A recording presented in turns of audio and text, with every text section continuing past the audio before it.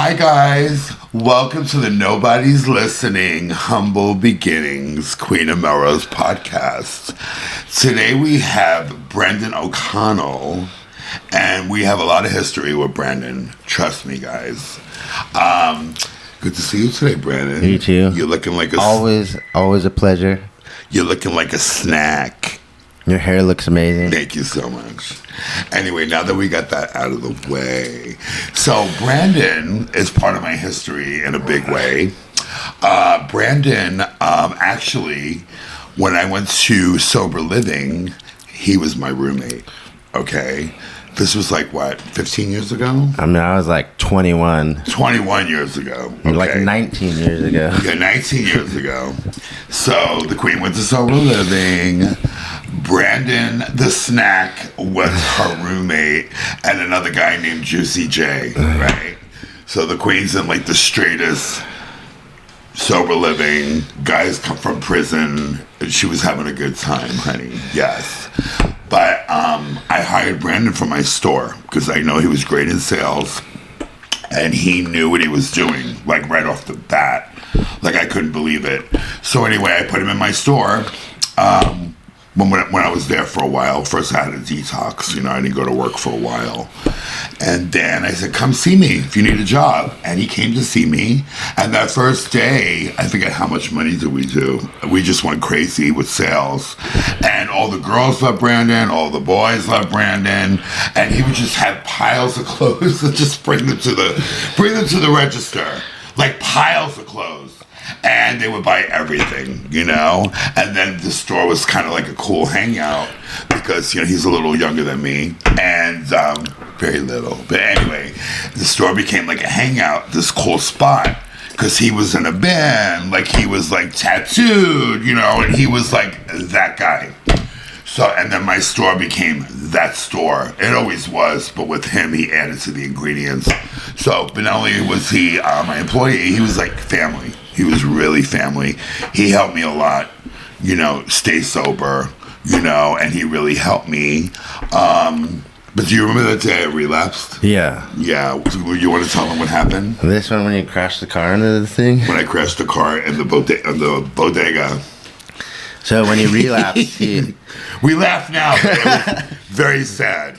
So Cosmo ended up like parking the car through the glass window, getting out of the car, going to the cash register, opening it, grabbing money, getting back in the car. Oh, wait, no. My pipe. Yeah. Right. I didn't care. I crashed through the bodega, a little delicatessen. Downtown LA, I crashed through the window. I fell asleep, and all of a sudden, there's like milk and potato chips all over me, and it was convertible, right, Mercedes. Yeah.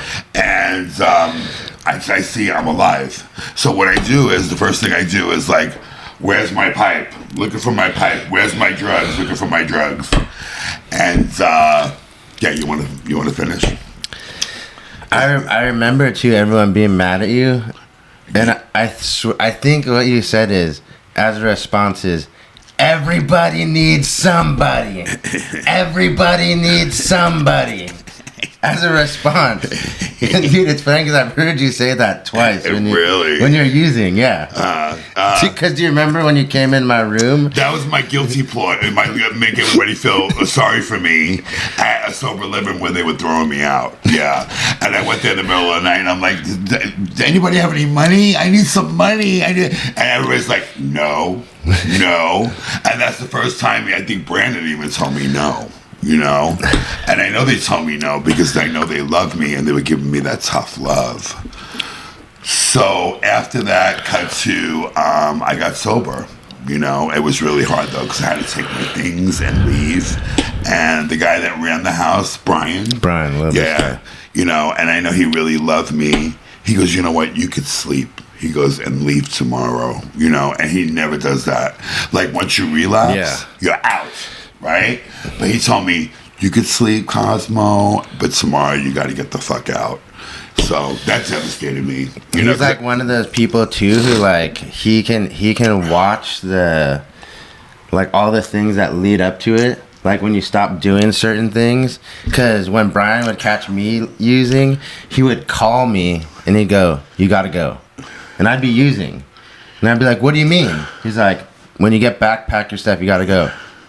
Well, you didn't even test me yet. All right, well then come back to the house and test, and then you gotta go. Yeah. And I'm like, all right, I'll just grab my stuff. He knew. It's weird. He'd been sober so long, he could just watch things that you change. Which is like now super noticeable. Yeah. Like when you start seeing it in people, you're already like, oh, I don't know about that guy. When people start slipping. I thought he was like a fucking psychic, though. We were living at the house. He knew, because he dealt with everybody, you know. He dealt with for like 20-something years. He dealt with the underbelly, you know, and that place was the underbelly. Yeah. It really was.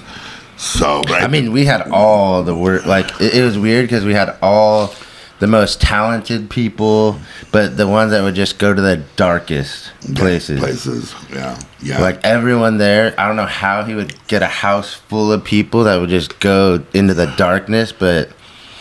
And then, like, the most creative. They got sober. Everyone's, like, popping, doing things, and then get loaded. And it's... Remember when I got loaded at the store? Oh, God. It was devastating. Yeah. So I'm like, the store's packed. And I'm like, where's Brandon? So I'm like, where the fuck is Brandon? I know he's here. Where's Brandon? Usually he's the first one to go up to the customers and help me. Where the fuck is Brandon? Now I'm getting pissed off. Yeah.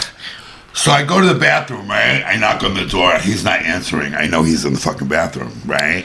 Brandon, come on, we have customers. What are you doing, Brandon? You're in there. Okay. Now it's like a half hour. He's in the fucking bathroom. I go back there. I fucking kick the door down. Kick the door in. And there he is. It was like...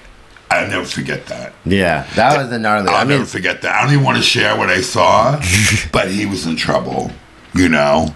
And it was just a big mess in the bathroom. And, like, I didn't know whether to rush him to the hospital or just kick him the fuck out, you know? And I seen for the first time, like, his drug addiction, you know, at full force, you know? And I was like, oh, shit, like, this kid is sick. You know? Yeah. Like, I was sick with my addiction.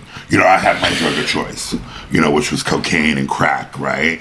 But he had another choice, you know? And it was, to see it, visibly, it like, broke my heart. So anyway, I had to tell him to leave, go to a rehab, you know? I forgot what happened, how you left. I think you just bounced. I bounced. You got your backpack and you bounced. Yeah. And then I didn't see you for like a year. It was the darkest. Or two. That's not the darkest, but that one got dark. I didn't see him for a long time, you know? And then one day I'm in North Hollywood and I'm driving the car and I'm like, where's Brandon? Nobody knows where fucking Brandon is. He disappeared. And then I'm driving the car and I see him like by a freeway, you know, and he's walking with these other people, right? And I'm like, oh my God, like I think he had one shoe on or something ridiculous. And I just like felt so bad. Like I just saw him and I was like, oh my God, that's where he's been. That's where he's been doing, you know?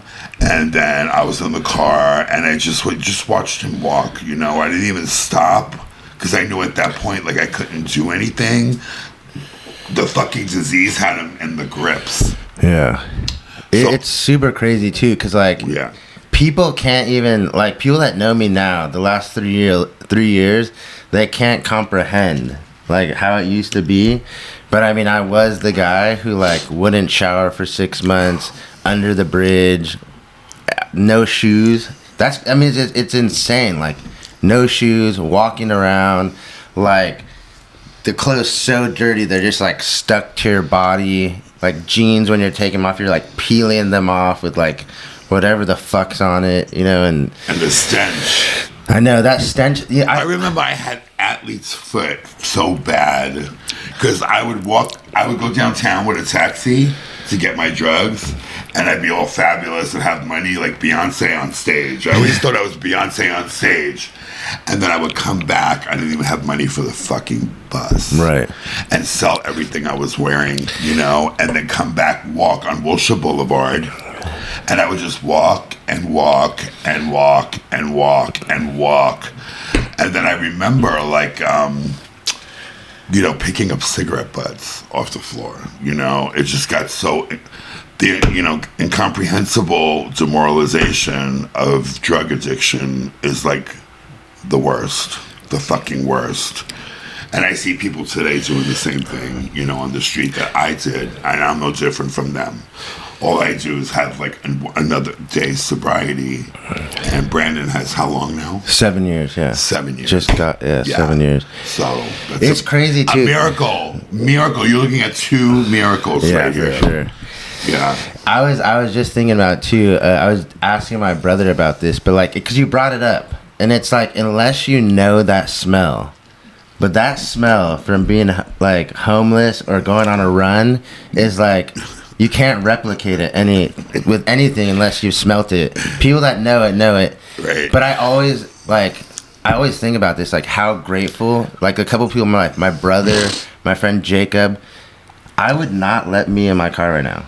You got to fucking Uber. You know what I mean? You got to Uber. Well, that's why when I saw you that day, yeah. To be honest with you, because that smells like, this motherfucker is not getting in my car. Right. Because, it didn't look too attractive. Attractive. Dude, I think about this too. You know what I mean? Because it's like our primary purpose in Alcoholics Anonymous is to help another alcoholic. You know what I mean? And I always think about the people who like stood by me, like you were saying. They're not going to give me money. They're not going to enable me. They're not going to do those things. But like every time that I called and I'm like, I need help. They're like, are you willing to go to any lengths? Yeah. All right, then I'm going to take you straight to rehab. You're not coming to my house. I'm not buying you shoes. I'm not giving you $20. If you ask for it, I'm going to kick you the fuck out of my car. But like, dude, like my brother and my friend Jacob, like I remember this last time that I got sober, it was a whole thing. You know what I mean? Like suicide attempts this last time, 3 of them in the mental health facilities. Like, you know what I mean? Like, this was kind of like the first time that I got this 7 years that it actually hit me like, oh crap, like maybe it doesn't really have, because like if you do the steps, it only talks about alcohol, or if you're in another program, or drugs in the first step. The rest is about like removing all the blockage from yourself that blocks you and God. You know what I mean? And then if you get to the 12th step, then you get to give it away again. But I just like some of those people too that were like such shining examples of like the program, like even because coming back to Cosmo's Glam Squad, that was like my first job back too in this run of 7 years sobriety. And you know what I mean, it was like being around you, Donato, you know what I mean, the energy that the store had this time and still has, you know what I mean, it's like it was like the perfect landing spot too, because I got to like not only like go from being like destitutely homeless, you know what I mean, and because I swear something happens to your mind when you're like, when you've been homeless for a while. And I remember this too. I remember it'd been like months since anyone even acknowledged me being like a human being. So like, you're walking down the streets, you're looking at the ground, like every once in a while you're asking someone for help or this, and because I never really experienced this, because like when I was younger. Oh, that was when you were using? Yeah, just this last time. Like, I got older and it got less cute, and then you know what I mean. Like when I was younger, it's like every once in a while, someone, a girl or this, or like, oh, just come back to my place, take a shower, and go back out there. Right. And then like you take that shower and you're like, okay, I'm good for another like week or two. Right. This time when nobody would let me in, it was just like, I just felt so not human. And that's why too with Skid Row, that I could see how hard it is to get out of that. For them to come back, yeah. And even like Mark says, he's like, there's so little, he's like, these people on here is like, it's very few and far, like you just don't hear about it making it off. And then the crazy thing about like, because once you're in it, it's so hard to get out. Yeah. Because it's a disease of loneliness. So basically, like, no more girls take a shower at my place. You know what I mean? And it's not even them, it's you. Like, you just get so isolated in this fucking world. Like, you know, and it's like a disease of loneliness. Because the disease wants you alone under the bridge, shooting up. Yeah. The disease wanted me in my closet, fucking looking for crack, with thinking of helicopters outside for 2 weeks, you know? So basically, it wants to kill you. But worse than that, to live like that. Yeah. It's like, remember you said you prayed to die? Yeah. Remember? Yeah. You actually pray that you want to die. Please take me, because you can't live another day like that. I remember too, like I said. So how did you get your spiritual awakening? Like, what happened? So this is a crazy thing. So it had been like 3 months. 3 months. I was done showering. I'm just going down to get some crack and some heroin, getting well, barely, you know what I mean?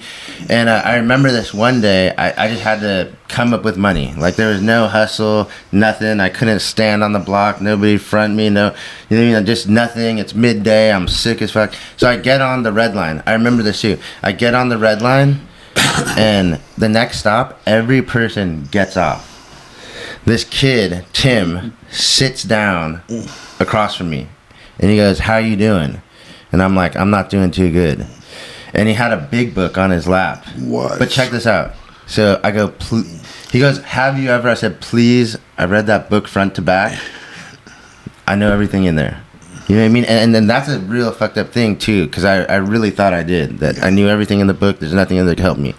Well, you could read the book, but working the steps different. is a whole different thing. Like, people go to meetings now, they're like, "Oh yeah, I read the book. Oh yeah, I did my step. Once a month we did our steps." But basically, you have to get into those steps. Yeah. Those steps are the ones that is going to, give you the connection to God, you know. Yeah. But people are like, "Yeah, I got the book. Yeah, I'm going to meetings." But if you don't do the fucking work and you don't work those steps, but we didn't know that. Right. You know what I mean? So basically, that's crazy that this guy was in a train with a big book. Smelling like I did. He didn't move. You know what I mean? Because that's why I say, like, sometimes you're in this thing and it's like, you don't know where or what God is having, you know what I mean, is doing. And this is super interesting because, like, he was like, he switched up. And I really think this was God too, because God's like, "Oh, he's not ready for this? Let's just try this, because then maybe they'll remind him of this." So the guy goes, "Well, I'm sober this a little amount of time." He's like, "And I'm working, but I'm like basically living at the Korean spa, and I didn't know about it yet." So he's like, "You could go there, take a shower, sleep. There's the sauna, this, everything." And he's like, "You get 12 hours," and I think at the time it was like $28. And I was like, I could do that. So, like, go do my little thing, get my little money, keep $28. Go freaking shower, you know what I mean? Get back, fucking. And I remember that day, I was like, I'm not this person that's, like, unworthy of love, that should, like, be down here. This isn't me. This isn't the end of my story. Now, that day wasn't the day that I got up and freaking, went sober. After that day, I realized that wasn't me, and exactly what you're talking about happened, where I'm like, this isn't me, I need to die. Because there is no way out. It's still in my head. I'm like, the book doesn't work for me. And I tried committing suicide like 3 different times. Very, like, anyone should be gone. And I remember the 3rd time that I did it, I was just like, thinking to God, like, "So you're just not going to let me die? Like, what do we do now?" And I remember getting out of Hawthorne Medical, going to my friend Jacob one more time, "Let me come over." We tried to go to Salvation Army in San Diego. They didn't do dual diagnosis because they had me on medication. They were saying I was bipolar, schizophrenic, and suffered from severe PTSD, which a lot of the schizophrenic stuff I think came from meth-induced, because I don't hear voices or anything anymore. Yeah, thank God. Thank God. Yeah, for sure. And then, I mean, I'm not gonna rule out bipolar. Obviously, PTSD, it's something that I deal with all the time. But I mean, after getting into Salvation Army and regulating, the medication, things got better slowly. They made me leave because they thought I wanted to fight someone. And it's crazy, too, how, like, powerful God is. I'm leaving Salvation Army. I'm walking through the Burbank Park over there by NBC. And I'm, like, coming through the wash, and the cops all come. So right before I got arrested, right before I started getting sober, I had a vape store on Brandon Maple called the Factory Vape. A lot of people from Soft White Underbelly, that in the comments are like, "Oh, I remember you were so fucked up." I was fucked up running this place. I was doing illegal stuff. I forgot that you would have your own business, like entrepreneur. Like yeah, this dude, guy. Under the bridge, and then ran this huge vape store with a big ass company. Yeah, that's like me on Melrose selling clothes, celebrities coming in, like nothing's wrong with Cosmo. Right. Meanwhile, in the background, I was out for like 9 days. I was in a hotel room downtown with gangsters that wanted to kill me. It was just like you were leading that double life, but the drug life won. Right. Didn't it? It kicked your ass, didn't it? Definitely. Yeah. And I remember too, so it's like I get over, so the cops arrest me because I had this big case out. I was doing so much crazy stuff out of that store as we were running a business. And so the cops got me. They're like, "You have this huge case against you. You had this warrant, blah, blah, blah." Go in there. Now, this was, okay, let me say this. When I was leaving Salvation Army, I was telling myself, I'll just go check on the Connect. So in my head, I'm just going to show them how good I'm doing. Right. You know where that goes. You know what I mean? Right. Lower companions. Right. Look at me. I'm sober now. Look at me. I look good. Look, you know what I mean? Reservations. Yes. And that's how, like, this and the disease cops stopped you. Stopped me. Yeah. Oh, my God. So it's weird because... See, that's God working. Wow. God working. And this is the crazy thing, because, like, I have... Like, people are going to hate me for this. I've always hated cops. But after that day, I'm like, dude, these cops saved my life. You know what I mean? And like God doing for me what I couldn't do for myself. Because like, and the crazy part is my connection to God. I had this big case too, and I already have strikes, possessions, sales, DUI, all that shit. Like I shouldn't be walking. You know what I mean? Like so when they swooped up on you, like all the cops and the helicopters or whatever. Yeah, the whole. You know how Burbank does it too. Oh yeah, Burbank. 2 minutes, cops are at your house. Yeah. There's a SWAT team in your house. Yeah, it's the safest place on earth. Right. That's why we live. That's why she lives here. Yes, but so that was all your priors. Like, so what triggered the cops to come get you at that moment? Was it did they call the cops on you in the rehab? No, I don't know. That I always think that, but I just don't ask because I literally you said you were going to have a fight with somebody. Yeah, right. Yeah. So maybe they call the cops on you. Maybe. Oh. And the thing that the reason too is because sometimes I still to this day lay in my bed thinking, did those motherfuckers? But like. God, you know what I mean? You see how we work? You're right. Resentment tries to creep in. And that's like 7 years later, and I still think about that. Right, you're like, those motherfuckers, I'm going to go back to them money. Right. Yeah. And like, I mean, the furthest that I've come to is just, that was God. Yeah. You know what I mean? Yeah. And I went in there too, and it was the worst Cosmo I've ever been. I hadn't been in jail in so long because of like running that business. Obviously, like you said, behind the scenes it was crazy, but what everyone saw, I mean, people knew, but like I just was removed from that life. Jail changed. Oh my gosh. You know, I remember I would go there and we would like, do you remember fashion shows? And you know, we would do each other's hair and cut up the pillowcases and make outfits. And then when I went back to jail again, you know, a little time before you went back, it was no joke. Right, yeah, no joke. Like I seen deputies beat people up, you know, and like smashed them against the wall and said, "Oh, dude, you fell." You know what I mean? It was brutal. So how brutal was it? It was brutal. So like, check it out. When I got to county this time, so I just left Salvation Army. People need to hear that. And I left Salvation Army, and they feed you fucking great. And I was already overweight when I went in there, dude. I was like, you know what I mean? I was like in between, and I was doing good. So it's like, I go in there, and I'm super overweight. I walk into this dorm, and someone just goes, "Look who it is." Chaz Bono himself. Sonny and Cher's. That's what they called me the whole time. And then, like, the name kept following me because it's so small that when you get the nickname, it follows you. It sticks, yeah. So, like... I didn't know that. I didn't know they call you Chaz Bono. That's what they called me this last time. A bunch of people know, like, people that, like, yeah, so check it out. So, the white guys were like, listen, you're, like, sane. You're, like... you know, they use the word J-Cat for, like, the people who are, like, a little crazy. Mm-hmm. Like, you're not that. And they're like, there's not a lot of strong white people here. Every day, we need you to do 1,123 burpees, or we're going to fuck you up. And this was real. This is county jail? Yeah, this is at county jail. Wow. And these guys were like, for some reason, they were just, when I got there, the white people were on like high alert. It was like high intensity. We had to jump someone while I was in there. I got moved to the hole. Like, you know what I mean? But I got in really good shape. Yeah. Like, I left there and I had that mindset of like, it was good. Right. And when I left too, dude, the first thing, check it out. I left. It was the day before Christmas, right? They released me the day before Christmas. I got 16 with half and a split. And when I say that this is God, I've never even heard of this sentencing. So it's like 16 with half and a split. They're like, you did 4 months. You're out. Court release. Wow. But like, it just was so... It was God shot. Yeah.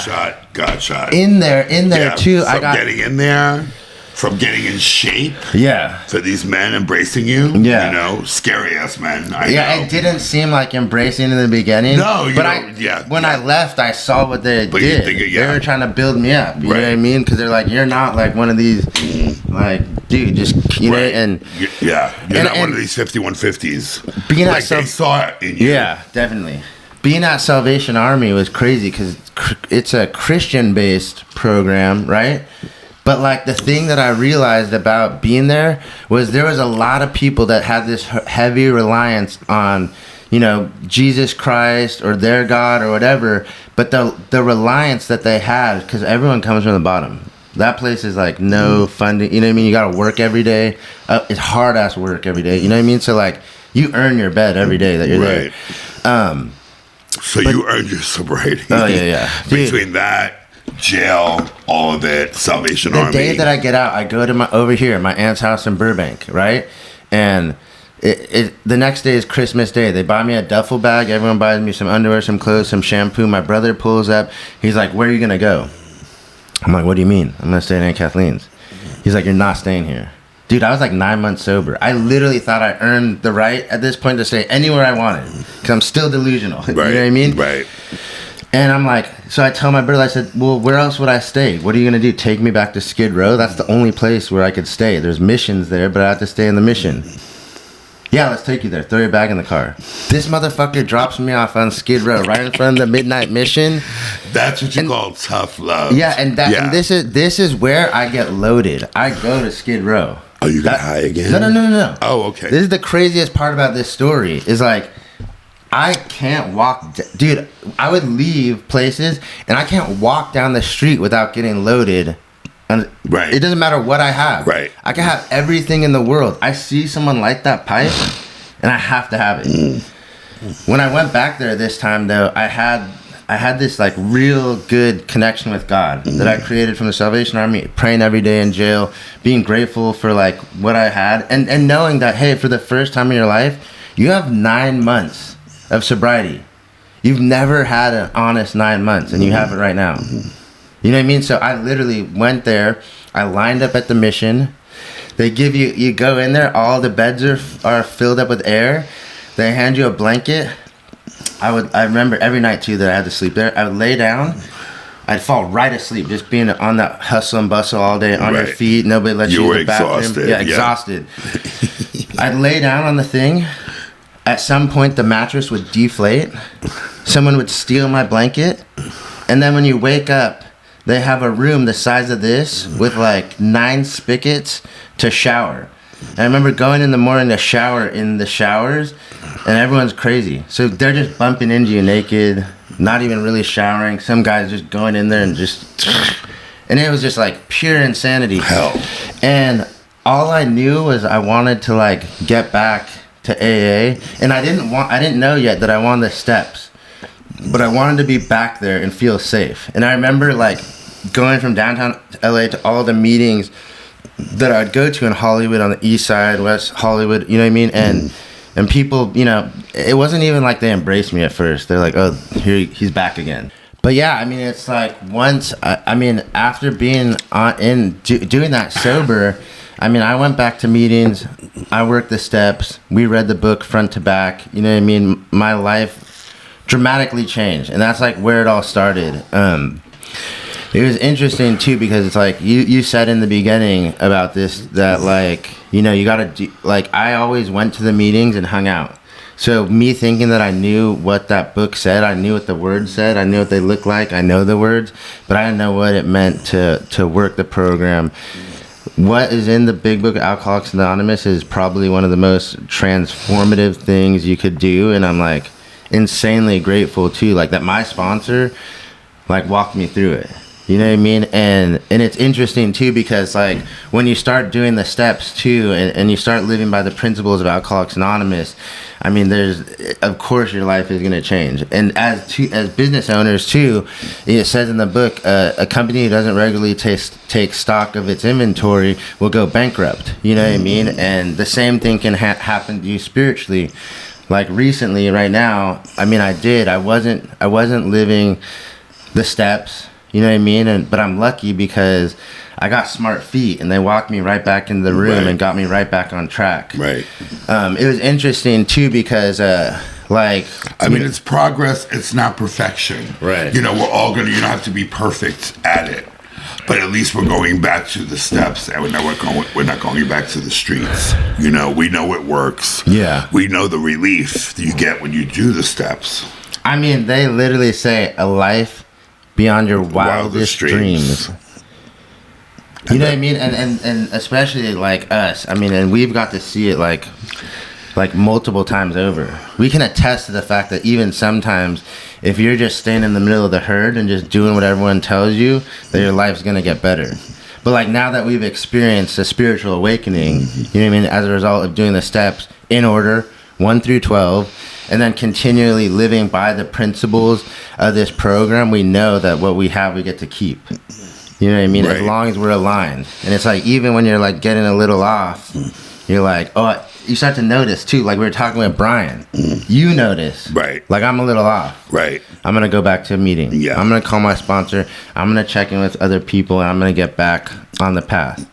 Like right now, being back on the path has been like, the best part about it is like, went through something super crazy in my life 2 months ago, and my mind, like we were talking about earlier, is like, there's no way out of this. It's the end. Now you hit that thing that you don't know how to deal with. And I don't know how to deal with it, but God does. So for a week, I just stayed with tight chest and this, and I tried to figure out everything. And week 2, I started turning it over. You know what I mean? And in the process of turning a problem that is way too big for me to figure out on my own to God, which is, you know what I mean? It's like, I feel like too, when I get that bad, that God's like, are you okay? Like if he says it and I can hear it, are you okay right now? Is any of that affecting you right now? Are you standing on the ground? Did you eat? You know what I mean? It's that checklist that goes through my head, and you're like, oh yeah, I am okay. And it was interesting too, because like a couple years ago, someone did approach me, and like what I was talking about earlier with Mark, and they were just like, hey, Mark doesn't have a lot of people that made it off of that area. He's like, would you like to do Soft White Underbelly? And I mean, I always watched that, because you just know, like, I was down there, so sometimes he has people I've seen. Right. So I mean, I'd always be checking his channel. And it was just like crazy to, you know what I mean, be on it too, because I was just like, oh, we both know it's like, you know, not all of the stories are very successful. Because it is so far in between, you know what I mean? And I remember too, because you called telling about you, because like Cosmo was like so transformative in my life. Like I remember when I first moved in the house, I mean, I got in the bed, it's my first day, I'm like super scared. I'd never been in rehab or anything yet. And then Cosmo just gets out of the bed with the G-string and goes to the bathroom. And I was like, what the fuck? Where am I right now? But we like hit it off so quick. Yeah. And when you talk about too fucking like bringing me in the store and making those sales, I mean every single thing. And dude, there was a day when you told me too, because I said this shit. So like Cosmo has Cosmo's way of selling, and I said to this girl, I go, I'm gay, but I'd hit that. And he goes, that's not you. These are my one-liners, but all my employees pick up my one-liners, you know. But he was like, no. Like I remember, because you told me, he's like, you have your thing. Like he's like, you just be you. Oh, that exactly. I remember that talk. Yeah, it was in the back, and like we were at the mirror where it's like the magic happens. Yeah. And but he was super stern with me about it. He's like, you be you and you sell. He's like, it's not real what you're doing, and they could tell. And I just remember that day. I mean, it was like freeing though. I remember because Cosmo would just be Cosmo. And you see what he does. And I remember that a long time ago we were in the back of Flasher, and I remember I felt like Cosmo gave me the permission to be me. And like ever since that day, I've always just been me. You know what I mean? And it was okay. And dude, a huge part about like doing these steps and the shit is like you want to feel safe in your skin. And Cosmo is always, I mean, we've been, ever since then, like, we're always in each other's way. But it was a family. Yeah. It was always a family. You know, dysfunctional as fuck, yes.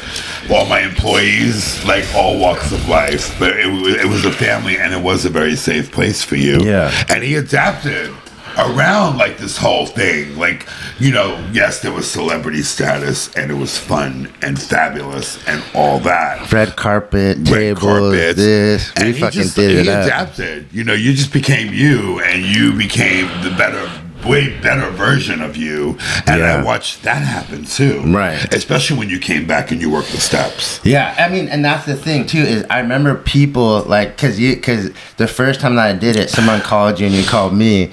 But they didn't. I don't know what they told you. So you said, "Oh, you did a thing. You were talking about me." And they're like, "Yeah, the soft white underbelly." I'm like, "Dude, you should be on it." No, everybody and their mother called me and said, "Brandon's on soft white underbelly," and I'm like, "What the fuck is that?" No, you have to go on the show. The show's amazing. It's about people that can't stay sober, and Brandon's on there talking about the solution and how you helped him with so many things in his life. So I was like, what? Yeah. So then anyway, I watched a little bit of it, you know, and I was like, wow. Like, I didn't know I had an impact. You know, I know I helped him, but he helped me just as much as I helped him. But I didn't know I had an impact like that in his life. So it's so beautiful to come back around and see that, and he's sharing it on Soft White Underbelly. I mean, it's crazy. I you know, I had my upbringing. I didn't have people like Cosmo in my life. Like Cosmo, when I moved in the house, used to fucking make me food and this, and are you all right? Do you have pants? Did you drink? You know what I mean? Like, did you eat today? Like, you know what I mean? So it was like foreign to me to have someone like care, you know? So it was like, and then you always been like that. So it's like I come in the store, like anytime I come in the store, make Brandon a coffee. All right. You know what I mean? Like, did you guys eat? live together? That's what it was, right? You guys We went sober Yeah. living together. But not I in ain't the never house. experienced anybody like me, Oh. a queen walking You were around. there. Right. You were I there. moved I was with him. I moved I from was San getting sober, Diego. too. We were in the same room. Yeah. I was in like So I'm Encinitas. walking around in a G-string in this fucking sober living because, you know, the queen thinks she's the shit, and she was all skinny because she was cracked out of her mind, and she thought she looked cute. And so she saw a picture, and I'm like, damn, The girl. bandana, like Aunt Jemima. So, and then for how long you've been in that rehab together? I was there maybe for like 6 months, on and off. We would always go back there because Yeah. it was the cheapest, coolest sober living. It was And right there on Melrose. It was only $500. And okay? we could like literally like, I mean, I the first time I got a bike, I rode the bike to the stores real quick, you know what I mean? Like, And I had my clothing store down the block. You were still like in the store doing business as Oh usual? yeah. The big, we were doing it big then. Wow. Yeah. I mean, I would go to rehab. I would have somebody watch the store. I don't know if they were robbing me or not. I don't fucking know. I had these managers, but I like to think they didn't. Nobody made a mention. Yeah, I don't think people did, to be honest. They really had my back, and but I had to go step off and go to rehab. Even when people walk out... I had to save my life. How did your day look like when you were in rehab? Like, did you go to the store for 8 hours and then... It was great. It was great. We get up. This one's always doing fucking burpees. He had me doing burpees. Yeah, and then he had me... And then, because I got really, once we get sober, you get very heavy, right? Of course, food is my drug, you guys know that. Still struggling, but he made me kale one day. I was like, fucking kale. So anyway, it was kale, and he says, you just put lemon and garlic on it. I never forget that. I still make that till this day. Yes. It's like a living laxative. It's fabulous. Right. And Cosmo, maybe talk about Software Underbelly and how, because of Brandon, we're so thankful that it changed our life, it changed your life. So maybe you guys touch on that. So he did Software Underbelly, and then he's like, you got to go on the show. You got to go. So my friend Troy, now her name is Zoe, she called me. She goes, Queen, you got to get on that show. That show is the shit. And I'm like, I never saw this show before. Anyway, she goes, Queen, you got something to say. You're sober. You're going to show those people, like Brandon did, how you could be the underbelly of Los Angeles and be in the fucking bushes, and how you got sober. You got to tell your story.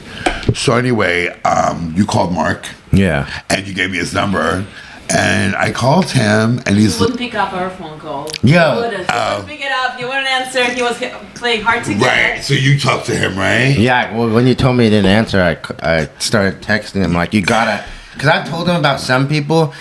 One of the people, he immediately, because the guy's already famous, and he was going to do it. And then the other people, the same thing. But I was like, you have to have Cosmo. Yeah. Like, pick up the call. Yeah. I can even show you the text where I'm like, hey, he's calling you, and you're not picking up. Thank you. And then remember, like, Cosmo didn't want to go. Yeah. Do you remember? We were... You're so at the time, it was when the freaking... it's so hard to believe this now, but right. Can I tell him? Yes, you can only shoot a picture here of Cosmo or video. Oh, or his hands. That's it. Right.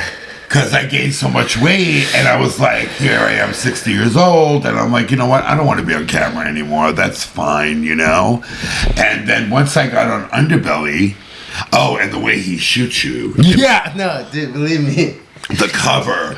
So I was thinking she was gonna look all gorgeous, bitch. So I'm like, okay. And I go to YouTube that night and I look at my picture and I'm like, oh my God. So I called him up. I said, dude, how do you take a picture like that? Now this guy is a professional photographer in Hollywood, right? He could probably take the most gorgeous picture of you. He goes, no, I have to see the tragedy in the photo. And I'm like, damn, that's super tragic. Yeah, you're like, anyway, you didn't tell me this when I walked in. So from me not wanting to see myself on camera to seeing the worst picture that you you could possibly take for the world to see. Millions. Like all my ex-boyfriends everywhere. I'm thinking I'm going to look gorgeous. And I went, it was tragic.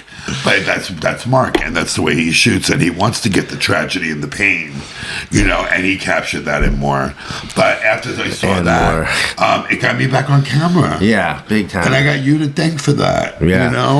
Honestly. And all you... And you know what, though? It's like, now you can't get me off camera. Right. But all you assholes talking shit on Eugenia that are watching this right now, if she wasn't running this camera, we wouldn't have any of this, all right? So if you're down in the comments getting crazy, we're coming for you. Right, exactly. Say it to our face. You better... I'm in Muay Thai right now, so 6 months. So look at... Back to the snack over here, okay? Yeah, guys, don't fuck with Eugenia, because if it wasn't for her, there wouldn't be Cosmo. There really wouldn't. You know, I would not be It's a big ass job. Usually people have a team doing what she's doing. She made me go viral. She did. Well, the Madonna concert made me go viral, though, and Underbelly. But she just took the reins, and she shoots every day. She's my best friend. I love her to death. So, you're right. I'm going to get Brandon to kick your motherfucking ass. If you come for your fucking Eugenia, I'm fucking pulling your wig off, bitches. Look, I have muscles too now, see? Yeah. Thank you, guys. Yeah. So, so cut to, now, what's going on today? Brandon's like, I got comp in Vegas. Let's go stay at the Cosmo Hotel. I went there for the magic show. That we went there for the International Boutique Show to do business. So I was going and he was going. So he calls me up. He goes, why don't we go together? So cut to... We do the merch. Yeah, we do the merch. We sell... He sells his clothes all over the world. Entrepreneur. He's doing so well. He's got a silk screen company that is no joke. Like, you order like 50 t-shirts one night from my store. The next day, they're done. It's crazy. And I'm just watching him, and I'm seeing him in Vegas, how he's doing business, you know, and he reminds me of me. Mm-hmm. He reminds me of me, you know, when I was like in my prime, and I was just kicking. Your prime. No, I know, girl, but you know what I mean. I'm like a little younger girl, okay, girl. But anyway, I see me in him, you know, like lip sync for your life. You know what I mean? Yeah. Like they say, you better sell that last T-shirt. Yeah, I got 50,000 over here. Whatever I got in the bank over here, but I'm gonna sell this T-shirt. And I'm going to sell it like it's the last fucking T-shirt. And I just saw him, how he was engaging with people in Vegas. And like they all love Brandon. And how he's doing business with everybody. Like he's talking to China. You know, he's getting them. Remember they said it's got to be 1,000-piece minimum. And he got them down to 50 pieces. And we had the best time at the Cosmo Hotel. And we were doing business. And that's our life today. Yeah. You know? But our primary purpose is to stay sober and to help another one achieve sobriety. Yeah. And we still do that till this day. Even Monday, I had 3 newcomers in my car, end of the night. You know what I mean? And it's like, the weird thing is... I threw one out of my house last night. Yeah. 3 in the morning. I had a newcomer on my couch. I was like, get the fuck out. Because, you know, they try, like, these people don't want to get sober. Yeah, I draw the line. And they're wasting my time. So I have no problem at 3 in the morning, the way they threw me out of rehab when I was wasting their time. I threw him out of my house last night. I said, you know what? The bus is on the corner. Get moving. You got to take your sobriety seriously. You know, get off my couch. I'm going to put somebody on my couch that needs to help, you know? Yeah. So, yeah. Thanks for having me on. Yeah, Brandon. We'll do it again. Yes. Sure. It flowed too. It did. Too much like water. Brandon, tell everyone where we can find you, what's your business, etc. So you can find me at Trash Can Cut on Instagram. Our company is YG Press, so on Instagram it's at YG Press. And if you just want to get a quote on a job for printing or whatever, you can go to younggodsmfg.com. And then we also have, you know, our shirts and hats and everything up there too for our brand. And which you are also fulfilling orders for us. Thank you so much for all the t-shirts are made by Brandon. The Queen of Melrose. Amazing quality, 100% cotton, and I'll link all of that down below. All his social media, businesses, everything. So watch out for that, guys. But you forgot your OnlyFans. Yeah. Coming soon. Coming soon. Stay tuned. Alright, this is the cut. That was great. Oh my god. I was so proud of you. That was so good. He made me cry twice. Okay, love you guys. Twice on Sunday. Wait, which person's over at your store right now? Mustafa?